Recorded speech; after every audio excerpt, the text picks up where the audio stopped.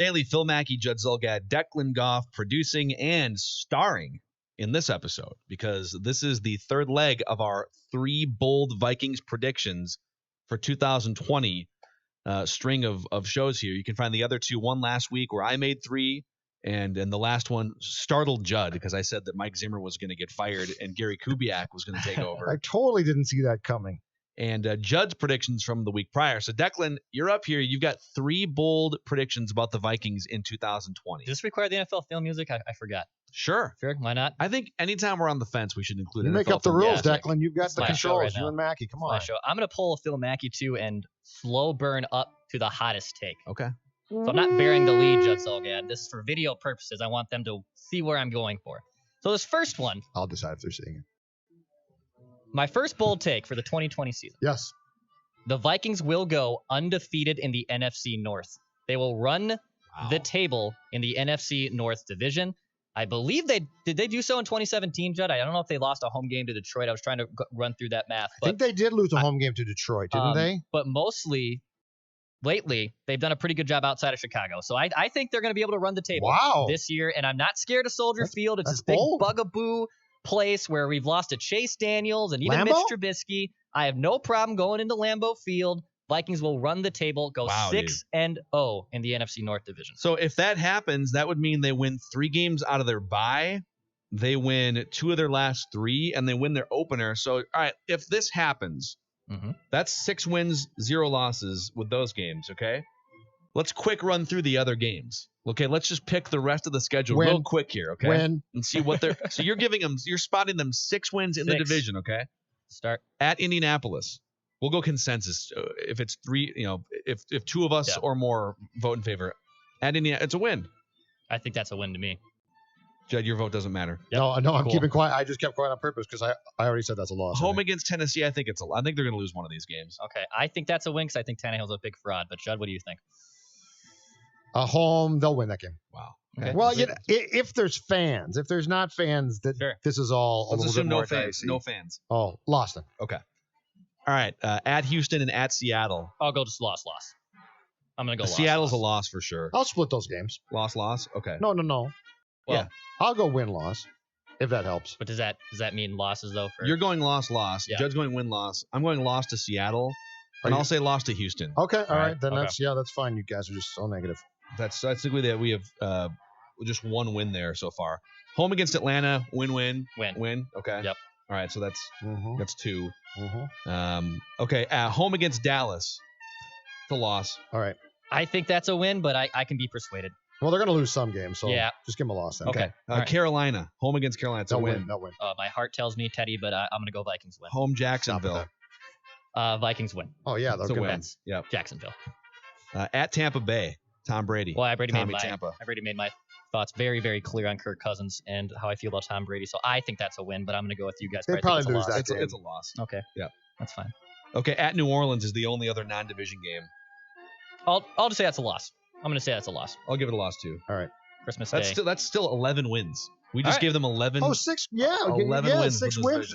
Boy, man, that is a bold prediction. If you run the table in the division and only win 11 games, everyone's fired. Yeah.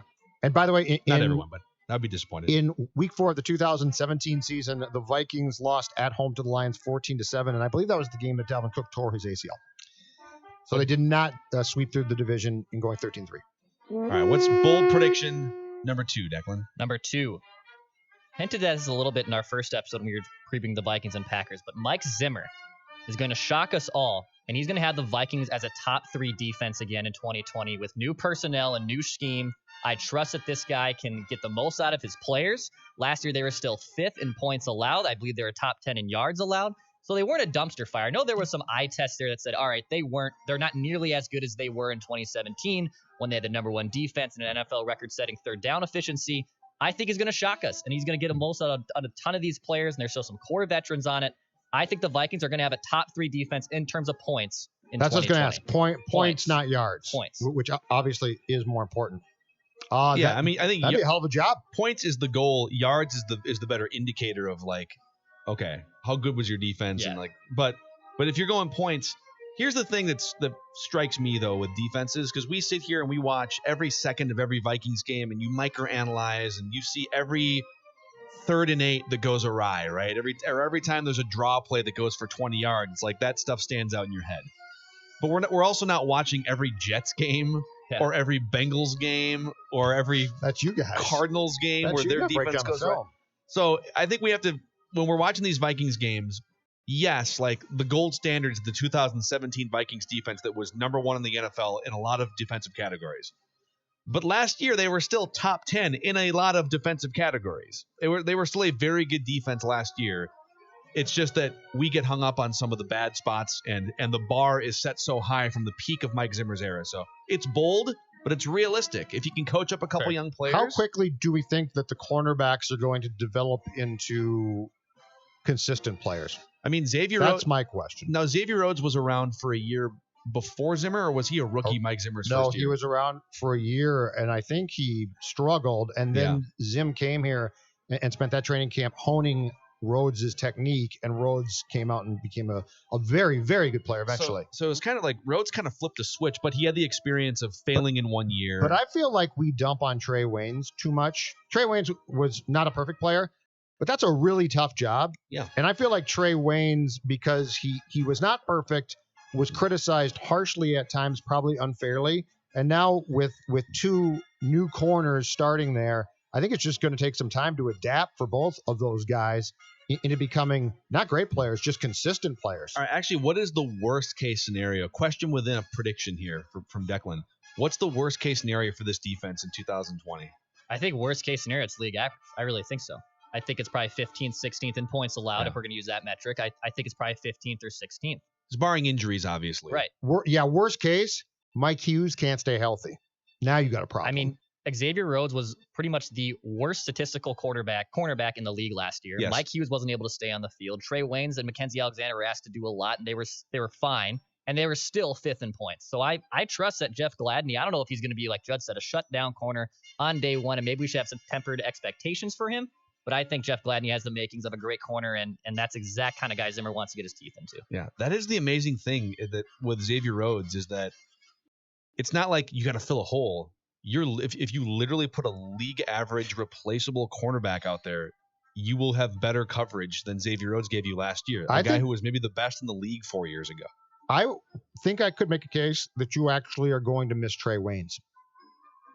More? What do you mean? More so. Well, Rhodes had disintegrated so much. You'll miss a blocking dummy more than you'll miss Xavier Rhodes. Right, but Trey Waynes, we heard so many people being like, yeah, Trey Waynes can walk. Who cares? My point is, I think we're going to see his replacement on day one and be like, oh, Trey Waynes was a better player than we thought. Yeah, Rhodes by the end was basically was done. If Mike Hughes can stay healthy, I think you've got the start of something. If he can't, it's going to be a pain. The amazing thing about Xavier Rhodes is, like, you're literally hoping that the wide receiver that's lined up against him trips over the 25-yard line. Because Rhodes do, unfortunately, sometimes. So the Judd did the gallop in the studio to show what it looks like watching him cover it. He just couldn't do it. I personified a horse. I felt terrible for him. I mean, because the guy was a top 5 corner, 4 years ago? 3 years ago. 3 years ago? So this guy was a Pro Bowl, was an outstanding player, was arguably, I think, the best pure cornerback that I've seen since I started to watch the Vikings. And by last year, it was sadly pathetic. Yeah. I didn't blame him that much. Yeah, so it's not that high of a bar to clear for the Vikings to jump up in the second year. Top 3 is a good one, though. It's a good prediction. All right, you said you were ramping up to your hottest prediction, so here it is. I think this is the hottest one here. Mike Zimmer gets fired after the opener. He's going to trump you. Nothing to do with Zimmer. Yeah. Nothing to do with the North, really. All right. Kirk Cousins in 2020 will be a first or second team All-Pro quarterback. I'm looking at the quarterbacks first right now. All-Pro quarterback would be MVP. Yeah, he's going to be in a conversation for an MVP. Wow. First team All-Pro quarterback. Wow, okay. Because first team All-Pro quarterback is Pat Mahomes. Pretty much Pat Mahomes, Are right? we drug testing?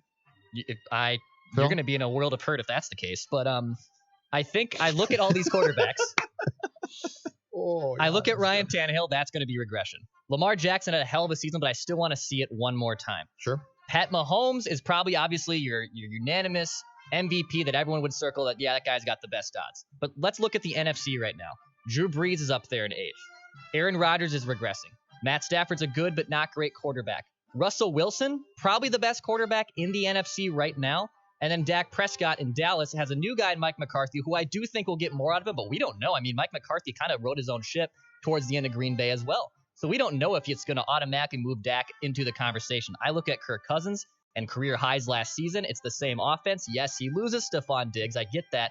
But I think Kirk Cousins is even going to take a larger step and put himself in a conversation for a first-team All-Pro and an MVP. Bold. That's bold. I mean, I got to say, these are bold takes. Oh, you're going to do it? Oh, you're going to do it. He's going to do it. I got to do it. Do it. I got to do it. Pull the trigger, so to speak. Been a while. Hot Take Cops is recorded on location with the men and women of sports talk. All suspects are innocent until proven guilty in Hot Take Court. Now, I also just want to say real quick here, okay? The hot take police are not under scrutiny like the other police in this country right now. The hot take police are professional. No one's defunding the hot take police. No, right? the hot no take one police. problem with that. Okay. You're not defunding the hot take The police. hot take police are hard workers and eat very few donuts. Yes, we are not reforming the hot take police. They are what they are. But I think if your logic, I'm gonna nitpick this a little bit. If your logic is gonna be that, well, Lamar Jackson's gonna regress, and and Tannehill's gonna regress, who's to say that Kirk Cousins, off of his best season, also isn't going to regress? That's what I would be worried about. But I like where you went with the bold take. We'll let you off with a warning.